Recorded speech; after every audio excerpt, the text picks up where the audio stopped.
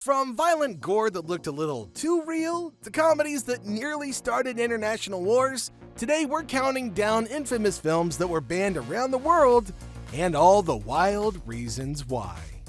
So let's kick things off with a movie so excessive entire countries decided it partied a little too hard. I'm talking about Joker. So Todd Phillips' Joker wasn't just a comic book movie, it was a cultural panic attack. Some praised it as art, others worried that it glorified violence.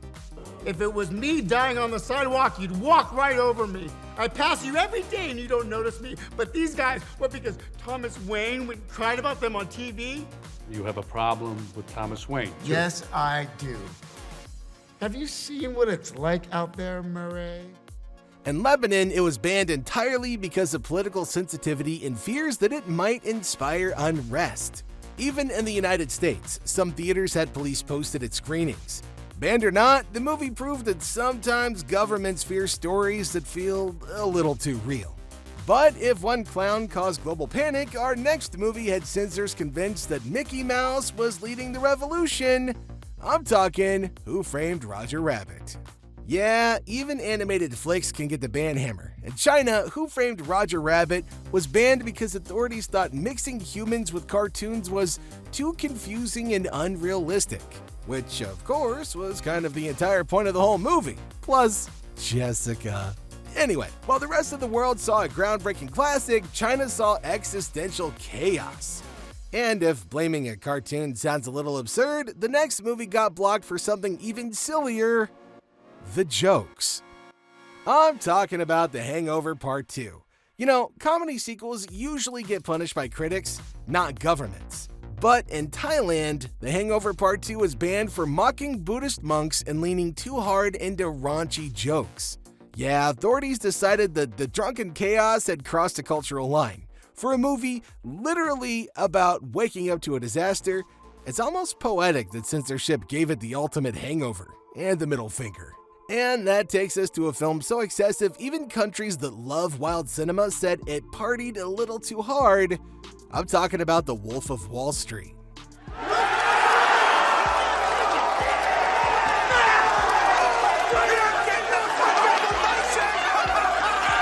The show goes on!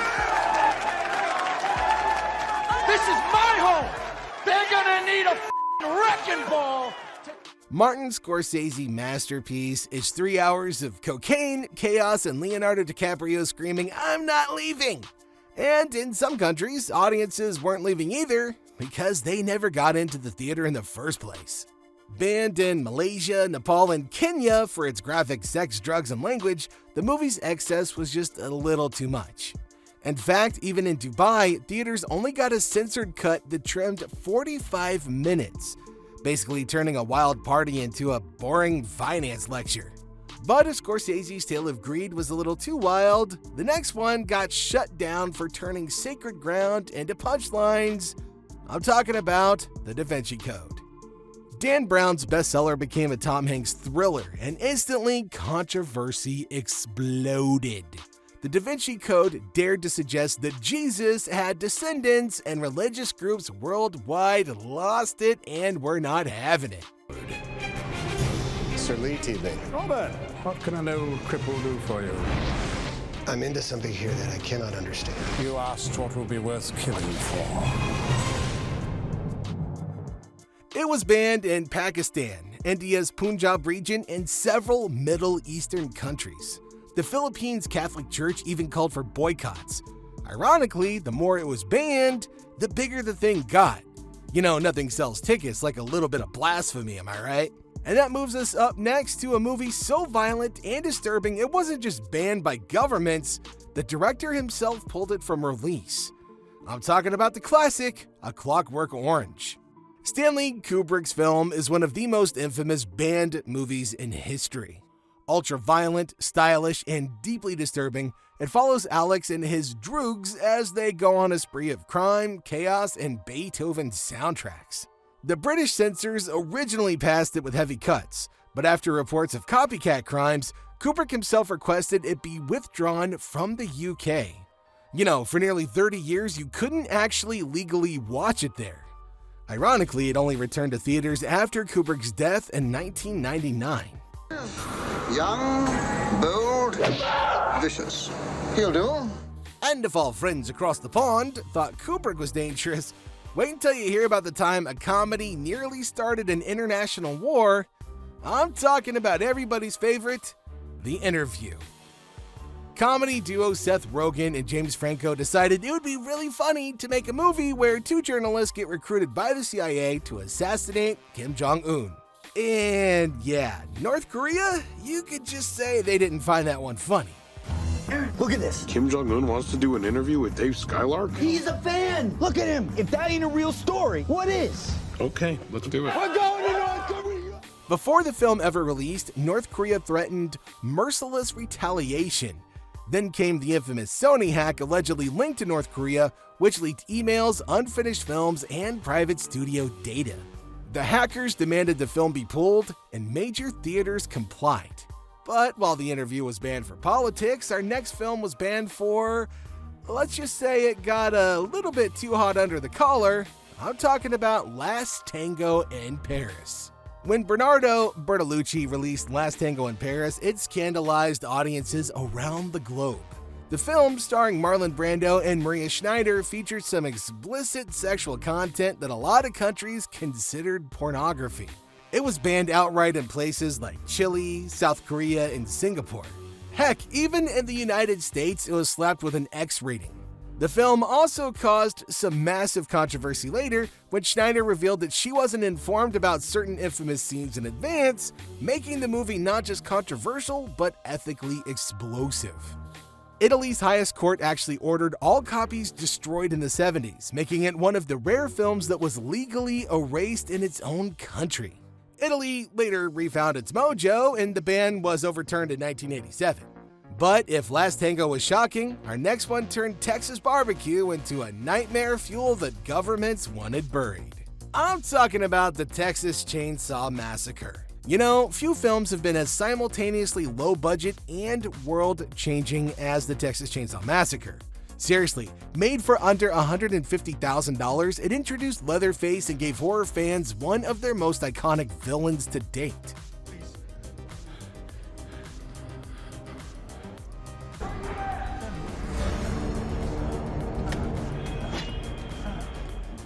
As you can imagine, back in the 70s, when everybody had a stick up their butt, the censors just weren't ready. The UK banned it for years under its video nasty laws, calling it sadistic and depraved. Australia, Brazil, and even parts of Canada also pulled it. Now, it eventually got unbanned and became a cult classic, proving that sometimes what you don't show can be a lot scarier than what you do. And speaking of scary, the next film was so terrifying that it was yanked off video shelves for being too disturbing to watch at home. You love it, and you know what I'm talking about, The Exorcist. When this flick hit theaters, people fainted, vomited, and in some extreme cases, literally ran out screaming. The story of a young girl possessed by a demon shocked audiences with head spinning, pea soup vomiting, and a lot of religious imagery. In the UK, the theatrical release was allowed, but the home video release banned for nearly 15 years. The British Board of Film Classification argued that unsupervised viewings at home were too dangerous for kids. I mean, just imagine a movie you could watch in theaters but you couldn't rent or own on VHS. But if spinning heads and demons upset people, the next film took controversy to biblical levels, literally. I'm talking about The Last Temptation of Christ. Oh, Martin Scorsese, one of the greatest directors alive. But when he tackled The Last Temptation of Christ, the guy nearly derailed his career.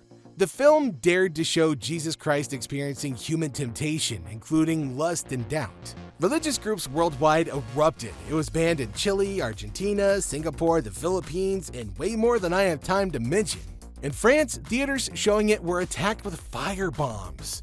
Even in the United States, protests erupted outside cinemas with calls for boycotts.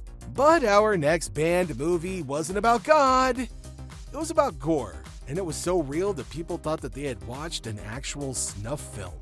I'm talking about Cannibal Holocaust. You know, if there's one movie that defines banned, it's Cannibal Holocaust. This is an Italian exploitation flick about a documentary crew in the Amazon.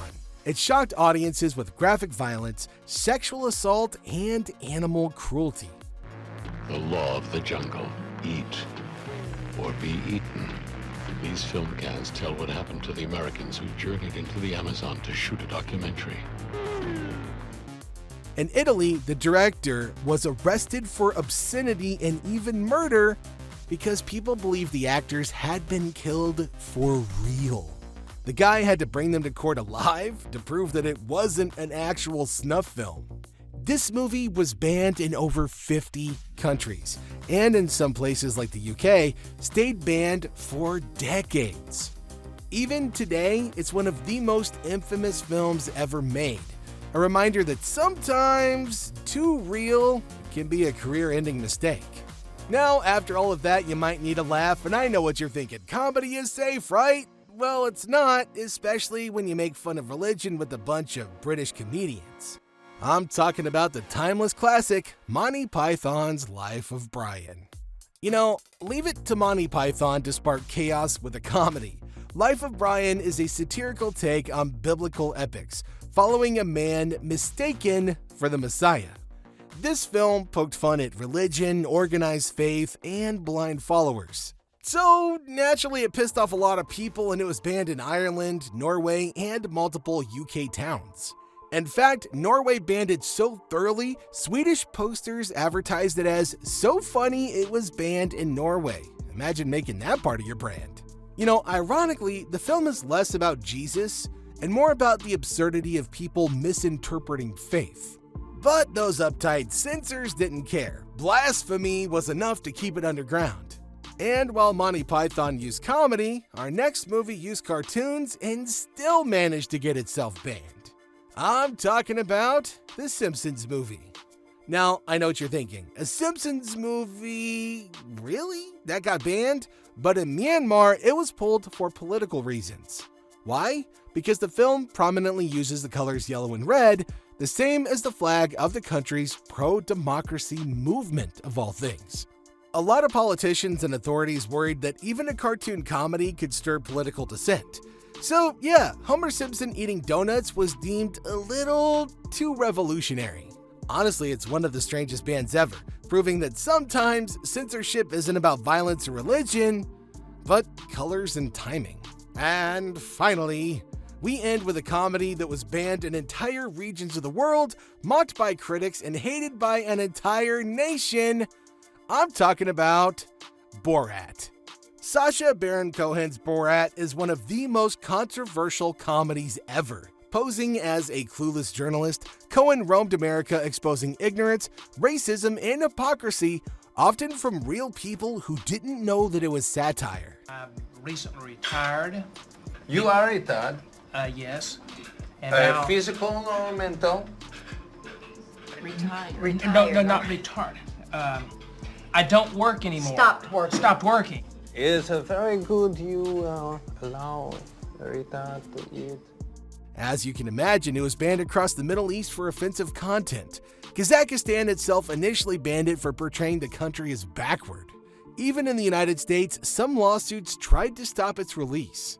But naturally, the bans only fueled the buzz. It became a global phenomenon, introducing catchphrases like "very nice" and proving that controversy can sell tickets better than any marketing campaign. And here you have it. Movies so controversial, shocking, or absurd that they got banned around the world. Some were pulled for violence, others for politics, others just for making the wrong people angry. So which of these bans surprised you the most? Do you think censorship even makes sense, or does banning a film just make people want to see it even more? Let us know what you think in the comment section down below.